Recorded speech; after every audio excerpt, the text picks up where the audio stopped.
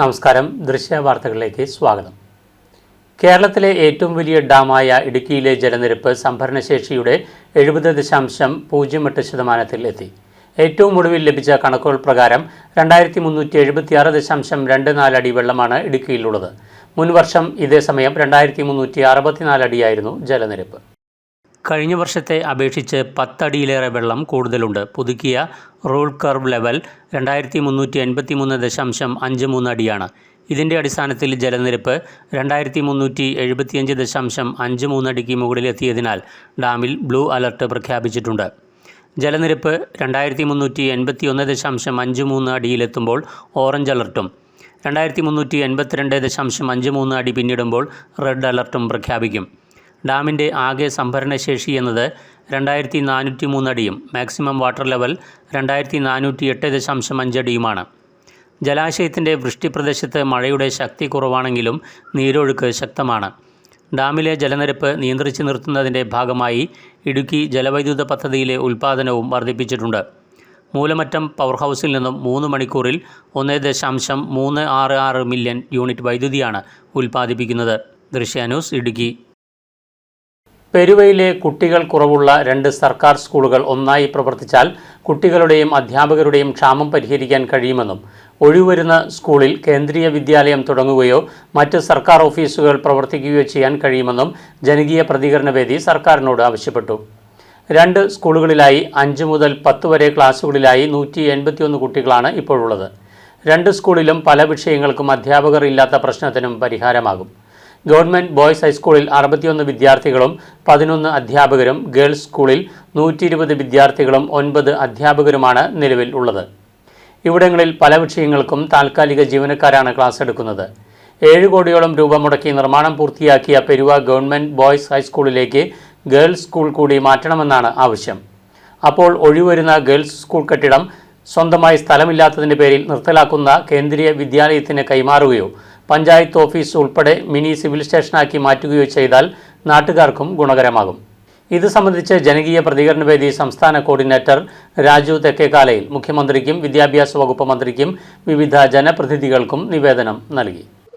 കുട്ടികളെ കൂടെ നിറഞ്ഞിരുന്ന ഈ സ്കൂൾ കോമ്പൗണ്ട് ഇന്ന് വിരലിലെണ്ണാവുന്ന കുട്ടികളുടെ എണ്ണത്തിലേക്ക് അത് കുറഞ്ഞിരിക്കുന്നു എന്നുള്ളത് വളരെ ദുഃഖകരമായ ഒരു കാര്യമാണ്. ഇന്ന് ബോയ്സ് ഹൈസ്കൂളിൽ പഠിക്കുന്ന കുട്ടികളുടെ എണ്ണം 5ാം ക്ലാസ് മുതൽ 10ാം ക്ലാസ് വരെ 61 കുട്ടികളാണ് ആകെയുള്ളത്.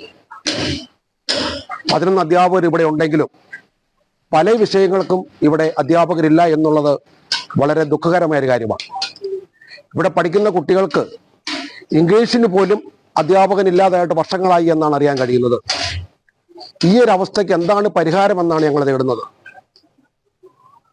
ഇതിന് തൊട്ടടുത്ത് തന്നെ ഏതാനും മീറ്ററുകളപ്പുറം ഒരു കാലത്ത് കുട്ടികളെ കൊണ്ട് നിറഞ്ഞിരുന്ന ഈ സ്കൂള് 2ആയി വിഭജിച്ച് ബോയ്സ് ഗേൾസുമായി മാറ്റിയതിനെ തുടർന്ന് ഗേൾസ് ഹൈസ്കൂള് ഈ തൊട്ടടുത്ത് വരെ പ്രവർത്തിക്കുന്നുണ്ട്. അവിടെ ഏറെക്കുറെ 120ഓളം കുട്ടികളും 9 അധ്യാപകരുമാണുള്ളത്. അവിടെയും വിഷയത്തിൽ അധ്യാപകരുടെ എണ്ണം കുറവാണ്. ഇതിനൊരു പരിഹാരം എന്ന നിലയിലാണ് ഞങ്ങൾ ഒരു നിർദ്ദേശം മുന്നോട്ട് വയ്ക്കുന്നത്. ബഹുമാനപ്പെട്ട കേരള മുഖ്യമന്ത്രിക്കും വിദ്യാഭ്യാസ മന്ത്രിക്കും ജില്ലാ പഞ്ചായത്തിനും മറ്റ് പ്രാദേശിക ഭരണകർത്താക്കൾക്കുമെല്ലാം ഞങ്ങൾ നിവേദനം കൊടുത്തു കഴിഞ്ഞു.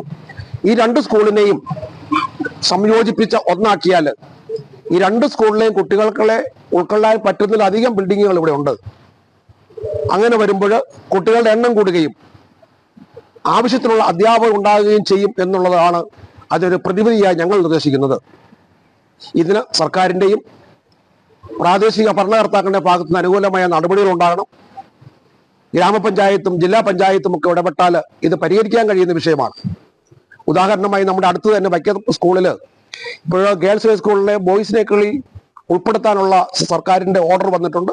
അതുപോലെ നമ്മുടെ ഈ ബോയ്സ് ഹൈസ്കൂളിൽ പെൺകുട്ടികളെ കൂടി ഉൾപ്പെടുത്താൻ കഴിഞ്ഞാൽ, അങ്ങനെ തീരുമാനം സർക്കാരിൻ്റെ ഭാഗത്ത് ഉണ്ടായാൽ ഗേൾസ് ഹൈസ്കൂളിൻ്റെ ആ കെട്ടിടം പൂർണ്ണമായി ഒഴിവാകുകയും അത് മറ്റ് സർക്കാർ ആവശ്യങ്ങൾക്ക് ഉപയോഗിക്കുകയും ചെയ്യാം.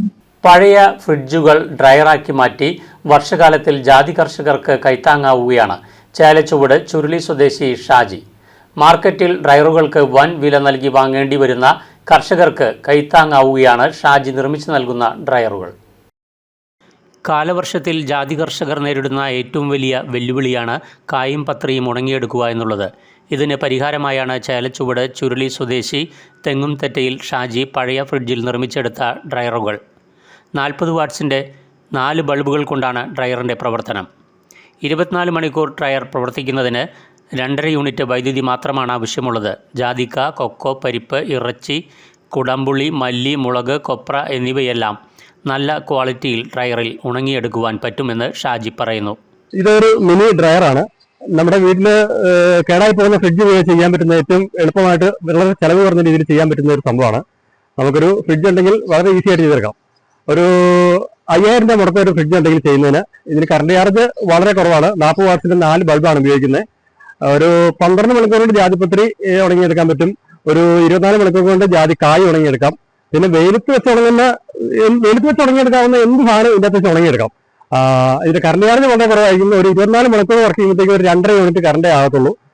പിന്നെ ഫ്രിഡ്ജ് കൊണ്ടുവരുന്നവർക്ക് 5000 രൂപയ്ക്ക് നമുക്ക് സെറ്റ് ചെയ്ത് കൊടുക്കാം. ഫ്രിഡ്ജ് വേണ്ടവർക്ക് ഇപ്പൊ ഫ്രിഡ്ജ് കിട്ടാനില്ലാത്തതുകൊണ്ട് ഒരു 6500 രൂപയൊക്കെ മുടക്ക് വരും ഫ്രിഡ്ജ് ഇല്ലാതെ ചെയ്യുന്നതിന്. വളരെ ചിലവുകളാണ് ഇത് ചെയ്തെടുക്കുന്നത്. ഫ്രിഡ്ജ് ആരും കൊണ്ടുവരുവാണെന്നുണ്ടെങ്കിൽ ഇങ്ങനെ ഈ 5000 രൂപയ്ക്ക് ചെയ്ത് കൊടുക്കാൻ പറ്റും. മാർക്കറ്റിൽ ഡ്രയറുകൾക്ക് വൻ വില നൽകി കർഷകർ വാങ്ങേണ്ടി വരുമ്പോൾ പഴയ ഫ്രിഡ്ജ് നൽകിയാൽ 5000 രൂപയ്ക്കും ഫ്രിഡ്ജ് നൽകാതെ 6000 രൂപയ്ക്കുമാണ് ഷാജി ഡ്രയർ നിർമ്മിച്ച് നൽകുന്നത്. ഫ്രിഡ്ജിൽ നിർമ്മിച്ച ഡ്രയറുകൾക്ക് അന്യജില്ലയിൽ നിന്ന് പോലും ആവശ്യക്കാർ ഏറെയാണ്. നല്ലൊരു കർഷകൻ കൂടിയായ ഷാജിയുടെ ഡ്രയറുകൾ മഴക്കാലത്ത് ജാതി കർഷകർക്ക് വലിയ കൈത്താങ്ങാകും എന്നതിൽ സംശയമില്ല. ദൃശ്യ ന്യൂസ്, ഇടുക്കി. വാഴൂരിൽ വീടുകളിൽ അതിക്രമിച്ചു കയറി സ്വർണവും പണവും ഉൾപ്പെടെ ലക്ഷങ്ങളുടെ മുതലുകൾ അപഹരിച്ച കേസുകളിലെ പ്രതികളെ മിന്നൽ വേഗത്തിൽ അറസ്റ്റ് ചെയ്ത് മണിമല പോലീസ്. കോട്ടയം ജില്ലയിലെ ഈരാറ്റുപേട്ട അരുവിത്തുറ അയ്യപ്പൻ തട്ടയിൽ വീട്ടിൽ മധു, മകൻ ടാർസൻ എന്ന് വിളിക്കുന്ന മനീഷ് MM, ഭാര്യ ജോസ്ന VA എന്നിവരെയാണ് മണിമല പോലീസ് അറസ്റ്റ് ചെയ്തത്. കഴിഞ്ഞ 29-ാം തീയതി വാഴൂർ ചെങ്കല്ലേൽ പള്ളി ഭാഗത്ത് വീട്ടിൽ അതിക്രമിച്ചു കയറി മുറിയിലുള്ള മേശപ്പുറത്ത് വെച്ചിരുന്ന ഗൃഹനാഥൻ്റെ ഭാര്യയുടെ 3.5 പവൻ തൂക്കം വരുന്ന സ്വർണ്ണമാലയും 1/2 പവൻ തൂക്കം വരുന്ന മോതിരവും മോഷണം പോയ കേസിലും 28-ാം തീയതി ചെങ്കല്ലേപ്പള്ളി ഭാഗത്ത് മണിയഞ്ചിറ കുന്നേൽ വീടിൻ്റെ അടുക്കളവാതിൽ ബലമായി തുറന്ന് അകത്ത് കയറിയ മോഷ്ടാക്കൾ വീടിനുള്ളിൽ ബെഡ്റൂമിൽ കിടന്നുറങ്ങിയിരുന്ന വീട്ടുടമയുടെ ഭാര്യയുടെ ഇരുകാലുകളിലും കിടന്നിരുന്ന 2.25 പവൻ തൂക്കം വരുന്ന 2 കൊലുസുകളും ഹാൻഡ് ബാഗിലുണ്ടായിരുന്ന വെള്ളിക്കൊലുസും ATM കാർഡും പാൻ കാർഡും 2000 രൂപയും ഉൾപ്പെടെ 1.25 ലക്ഷം രൂപയുടെ മുതലുകൾ മോഷണം ചെയ്തു കൊണ്ടുപോയ സംഭവത്തിലുമാണ് അറസ്റ്റ്. എറണാകുളം ജില്ലയിലെ പെരുമ്പാവൂർ ഭാഗത്തു നിന്നുമാണ് പ്രതികളെ അറസ്റ്റ് ചെയ്തത്.